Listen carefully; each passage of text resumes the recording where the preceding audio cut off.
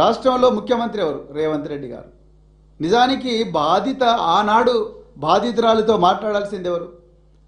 హోంశాఖ మంత్రి గారు, లేకపోతే మహిళా శిశు సంక్షేమ శాఖ మంత్రి. ఎందుకంటే వీళ్ళంతా పిల్లలు, మైనర్ బాలికలు are equal to children. So వాళ్ళు మాట్లాడలేదు. మరి సీతక్క గారు, మరి ఆమె రావాలి కదా నిన్న హాస్పిటల్కు, రాలేదు. రేవంత్ రెడ్డి గారు రావాలి కదా, రాలేదు. ఆయన ఎంతసేపు ఇక మీనాక్షి నటరాజను పాపం ఒక మహిళ నమ్ముకొని, కాంగ్రెస్ వాళ్ళని నమ్ముకొని తెలంగాణకు వచ్చింది. వస్తే పాపం ఆమెకే వెనుపోటు పడిచిన వ్యవహారం. అంటే మహిళలంటే కొంచెం కూడా బర్దాష్ చేయలేని వ్యక్తులు ఇలా అధికారిక పొజిషన్లలో ఉన్నారు. ఇక వీళ్ళు కాంగ్రెస్ బీజేపీ వాళ్ళు మీరే ఇన్ఫర్మేషన్ ఇచ్చినట్టారు. కాంగ్రెస్ వాళ్ళేమో మీరే మమ్మల్ని అన్యాయం చేసినారు అంటున్నారు ఎలక్షన్ కమిషన్ అడ్డం పెట్టుకొని. మీ అందరికీ తెలియకుండానే మూడో వ్యక్తి రాజ్యసభ సభ్యుడవుతాడా? రాజ్యసభ సభ్యుడిగా నామినేషన్ ఇస్తాడా? మీరు ఇక్కడ నుంచి ఇన్ఫర్మేషన్ ఇస్తున్నారన్న విషయం తెలియకపోతే. సో ఇవన్నీ వ్యవహారాల తలమునకలైన వెనుపోటు పొడిచే వ్యవహారాల మహిళలను రాజ్యసభ సభ్యులు కాకుండా కుట్రలు పన్నే వ్యవహారంలో తలమునకలైన మరి ముఖ్యమంత్రి గారు, ఆయన ఈ రాష్ట్రంలో మైనర్ బాలికల గురించి ఆలోచిస్తారా? మరి సీతక్క గారు అంటేనే మీరందరూ కూడా, మనందరం కూడా రీల్స్ బాగా చేస్తారు అని అంటారు. మరి నేను రిక్వెస్ట్ చేస్తున్న, చేతులు జోడించే సీతక్క గారు, మీరు మహిళా శిశు సంక్షేమ శాఖ మంత్రి, మైనర్ బాలికల అంశం గురించి కూడా ఒక రీల్ చేయండి మేడం. ఒక రీల్ చేయండి. మైనర్ బాలికలు ఏ విధంగా తమను తాము రక్షించుకోవాలి అన్న విషయం మీద ఒక రీల్ చేయండి కదా. అంతే తప్ప ప్రజల గొంతుకగా నిలిచిన బీఆర్ఎస్ పార్టీని, ప్రజల ధన మాన ప్రాణాలకు వాటి కోసం ఎదురొడ్డి పోరాడుతున్న బీఆర్ఎస్ పార్టీ మీద ప్రతిరోజు కూడా కామెంట్లు చేసుకుంటూ కూర్చుంటే ఏమొస్తుంది కాంగ్రెస్ వాళ్ళకు, బీజేపీ వాళ్ళకు? ఒక్కసారి తెలంగాణ ప్రజలందరూ కూడా ఆలోచించాలి. ఇక రెండవ అంశము, ఇది టెక్నికల్ అంశం, చాలా సున్నితమైన అంశం. దయచేసి నేను ఒకవేళ ఏమైనా తప్పు మాడితే క్షమించాలి. మొట్టమొదట ఇది చాలా ఇంపార్టెంట్. ఇది రాజకీయాలకు అతీతంగా చెప్తున్నది, ఎవరికైనా వర్తిస్తుంది.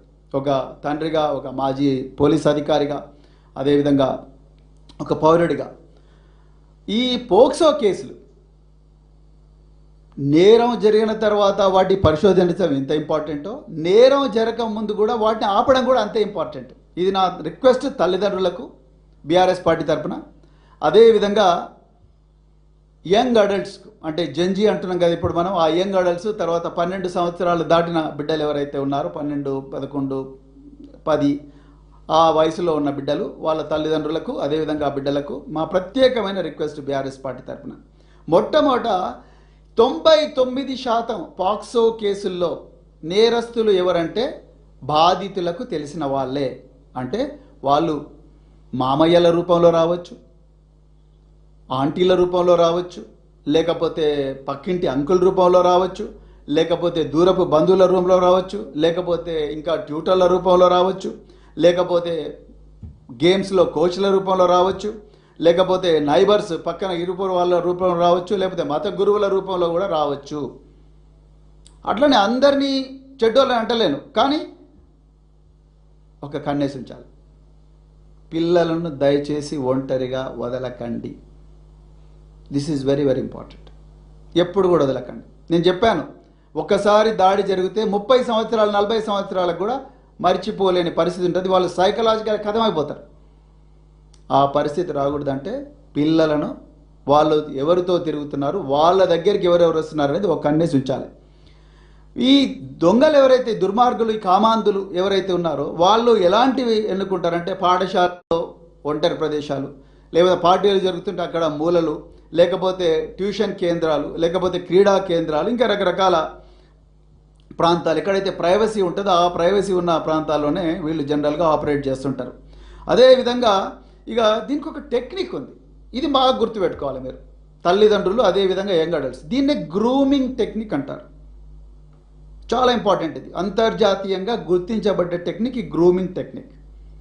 ఈ నేరస్తులు గ్రూమింగ్ టెక్నిక్ ద్వారా ఈ మైనర్ బాలికలకు కానీ మైనర్ బార్ల దగ్గర అవుతారు. ఏంటి గ్రూమింగ్ టెక్నిక్? గ్రూమింగ్ టెక్నిక్ ఏంటంటే వల్నరబుల్ పిల్లలను గుర్తిస్తారు. వల్నరబుల్ పిల్లలు అంటే ఎవరు? ఇంట్లో ఇద్దరు తల్లి తండ్రి ఉన్నారు, వాళ్ళిద్దరు ఎప్పుడు కొట్లాడుకుంటా ఉన్నారు. తండ్రి లేడు, తల్లి ఉంది, తల్లి లేడు, తండ్రి ఉంది, లేకపోతే సపరేట్ అయిపోయి ఉన్నారు, లేకపోతే ఇద్దరు కూడా ఇంటికి రాగానే మొబైల్ ఫోన్స్, ఆఫీస్ పనులు అవన్నీ చేస్తూ ఉన్నారు. పిల్లలు మమ్మీ డాడీ ఆడుకుందాం, నాకు కథ చెప్పు, అవి చెప్పు, ఇవి చెప్పు అంటే నాకు ఏదైనా వంట చేసి ఇవ్వవా మమ్మీ, లేకపోతే నాకు హోంవర్క్లో హెల్ప్ చేయమంటే నాకు ఇదంతా కాదు, నాకు మనసు మమత సీరియల్ ఇంపార్టెంట్, లేకపోతే డాక్టర్ బాబు సీరియల్ ఇంపార్టెంట్, లేకపోతే ఇంకేవో ఇంపార్టెంట్ అని చెప్పి వాళ్ళ ప్రపంచంలో వాళ్ళు తల్లిదండ్రులు ఉంటే ఈ పిల్లలు ప్రేమ కోసం వెంపర్లాడతారు. లేకపోతే తల్లిదండ్రులు కొడతారు పిల్లలు, తండ్రి తాగొస్తాడు, దనదన కొడతాడు. సో మదర్ కాపాడుకుంటే పర్లేదు, మదర్ కాపాడుకోకపోతే వీళ్ళు ఆ రక్షణను ఇంకో దగ్గర నుంచి ఎక్స్పెక్ట్ చేస్తారు. ఆ ఇంకొక దగ్గర నుంచి ఎక్స్పెక్ట్ చేసే సమయంలోనే వల్నరబిలిటీ మొదలవుతుంది.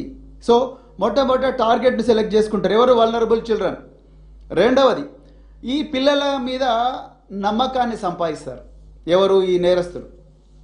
నమ్మకం ఎట్లా వస్తుంది అంటే, సో నేను నీ అంకుల్ లాంటి వాడిని, నేను నీ అన్న లాంటి వాడిని, లేకపోతే నేను దూరపు అంకుల్ని, మీ డాడీ నాకు చాలా క్లోజ్, మీ డాడీ ఇబ్బందులు ఉన్నప్పుడు నేను కాపాడలేదా, మమ్మీ ఇబ్బందులు ఉన్నప్పుడు నేను కాపాడలేదా, మీ డాడీకి మమ్మీకి ఏమైనా ప్రాబ్లం అయితే కూడా నేను ఇస్తా ఉన్నా, మీకు ఏమైనా పోలీస్ కేసులు అయితే కూడా నేను రక్షిస్తా, అవి ఇవిగా రకరకాల మాటలు చెప్పి పిల్లలను చాలా కేర్ఫుల్గా దగ్గరవి వాళ్ళకు ఒక సంబోధించే వ్యవహారంలో మార్పు వస్తుంది.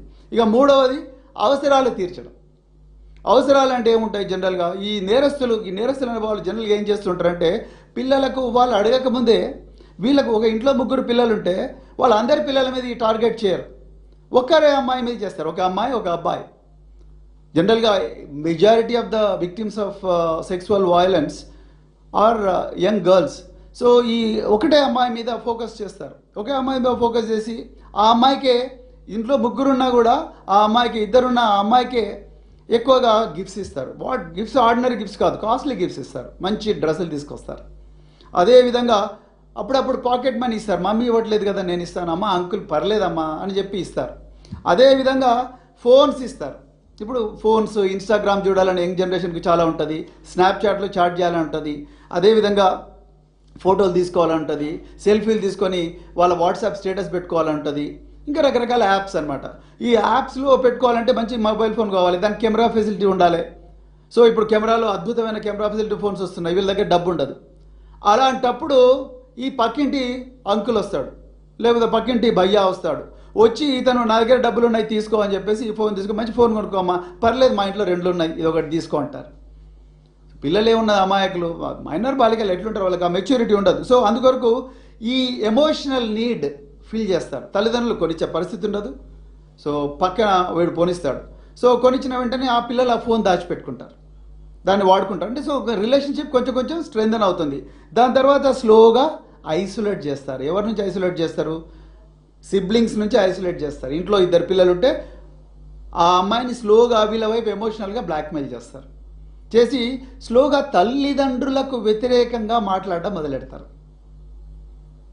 మాట్లాడి, చూడు నేను ఇంత చేస్తున్నా, నాలాగా మీ మమ్మీ డాడీ చూస్తున్నారా నేను అని చెప్పి స్లోగా పిల్లలను తల్లిదండ్రులకు వ్యతిరేకంగా ట్రైన్ చేస్తారు. అదేవిధంగా దాని తర్వాత స్లోగా అప్పుడప్పుడు తాకరాని చోట తాకుతారు. అది యాక్సిడెంటల్గానే కనిపిస్తుంది, కానీ ప్లాన్ ప్రకారం చేసే వ్యవహారం అది. యాక్సిడెంటల్గా ఉంటుంది కానీ సో ఆ అమ్మాయికి అర్థమైపోతుంది, కానీ ఇది ఈయన యాక్సిడెంటల్గా చేసినట్టు ఉంటుంది. అది స్లోగా హద్దులు దాటి ప్రవర్తించడం మొదలవుతుంది. దాని తర్వాత నెక్స్ట్ చివరిగా ఏం చేస్తాడంటే, ఈ గ్రూమింగ్ టెక్నిక్లో ఈ విషయాలు దయచేసి ఎవరికి చెప్పకు, ఇది మన ఇద్దరి మధ్యలో ఉండాలి అంటాడు.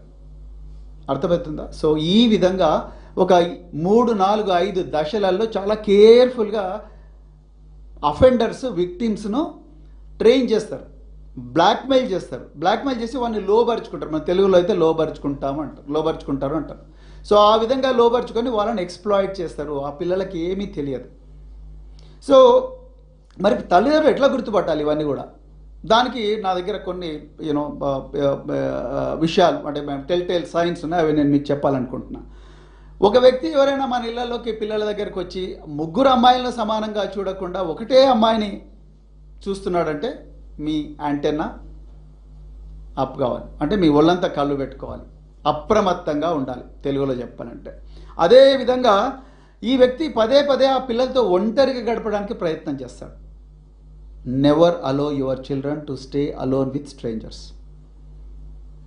ఇద్దరు ఉండండి, కానీ ఒక్కరిని మాత్రం పిల్లలతో ఎప్పుడు దయచేసి పెట్టకండి. వాళ్ళు ఎంత క్లోజ్ అయినా పర్లేదు, బట్ కీడెంచి మేలెంచాలనేది మనం అనుకుంటున్నాం. తర్వాత అదేవిధంగా మీ తల్లిదండ్రులు మిమ్మల్ని అర్థం చేసుకోవట్లేదు, కానీ నేను మాత్రం బాగా అర్థం చేసుకుంటున్నాను మళ్ళీ మళ్ళీ చెప్తున్నాడని మీ అమ్మాయి ఎప్పుడైనా అబ్బాయి కానీ మీతోని ప్రైవేట్గా చెప్తే దయచేసి జాగ్రత్తగా ఉండండి. అదేవిధంగా ఎప్పుడు కూడా కౌగిలింతలు చేస్తూ లేకపోతే ఒళ్ళో కూర్చోబెట్టుకొని, అంటే మనం పిల్లల దగ్గర మన మీద కూర్చోబెట్టుకుంటే ల్యాప్లో కూర్చోబెట్టుకొని ప్రతిసారి కూడా అలా చేస్తున్నాడంటే తల్లిదండ్రులు అలాంటి వ్యక్తుల పట్ల చాలా చాలా అప్రమత్తంగా ఉండాలి. అదేవిధంగా మాట్లాడే భాషలో కూడా చాలా మార్పు వస్తుంది. ఎప్పుడైనా ఈ కామాంధులు ఏం చేస్తారు, పిల్లలతో మాట్లాడుతున్నప్పుడు ఈ రొమాంటిక్ లాంగ్వేజ్ వాడతారు. వాళ్ళ శరీరాల్లో వస్తున్న మార్పులు జనరల్గా ప్యూబర్టీ అయిన తర్వాత బాడీలో చాలా చేంజెస్ వస్తాయి. సో ఈ బాడీలో వస్తున్న చేంజెస్ను ఓపెన్గా కామెంట్ చేస్తూ ఆ లాంగ్వేజ్ను రొమాంటిక్ లాంగ్వేజ్గా వాడితే డెఫినెట్గా ఏదో ఒక రోజు ఆ వ్యక్తి ఈ పిల్లలను ఎక్స్ప్లాయిట్ చేస్తాడు అని చెప్పి మీరందరూ కూడా దయచేసి గుర్తుపెట్టుకోవాలి. అదేవిధంగా ఇప్పుడు సెల్ ఫోన్స్ వచ్చినాయి కాబట్టి మన కొత్త టెక్నిక్, నువ్వు నేను ఇద్దరం కలిసి ఒక సెల్ఫీ తీసుకుందాం కానీ దాన్ని స్టేటస్లో పెట్టకు అంటాడు. జాగ్రత్తగా గుర్తుపెట్టుకోండి. మీ స్నాప్చాట్లో షేర్ చేయొద్దు అంటాడు, ఇన్స్టాలో పెట్టుకోవద్దు, కానీ మనిద్దరమే షేర్ చేసుకుందాం అంటారు. చాలా డేంజరస్ ఈ బిహేవియర్. పిల్లలు ఇవన్నీ మనకు చెప్పాలి. సో పిల్లలు ఎప్పుడైతే వాళ్ళు రియలైజ్ అవుతారు ఈ దాడి జరుగుతుంది అని, వాళ్ళు సడన్గా వాళ్ళ బిహేవియర్లో మార్పు వస్తుంది. తల్లిదండ్రులుగా ఆ బిహేవియర్ను మనం గమనించాలి. ఏ మార్పు వస్తుంది, సడన్గా పిల్లలు ఒంటరిగా ఉండిపోతారు. అంతవరకు కలుపుకోలుగా తిరిగిన పిల్లలందరూ కూడా ఒంటరిగా మారిపోతారు. మూడ్ స్వింగ్స్ వచ్చేస్తాయి సడన్గా. అప్పుడే నవ్వుతారు, అప్పుడే ఏడుస్తారు, అప్పుడే కోపం అవుతారు.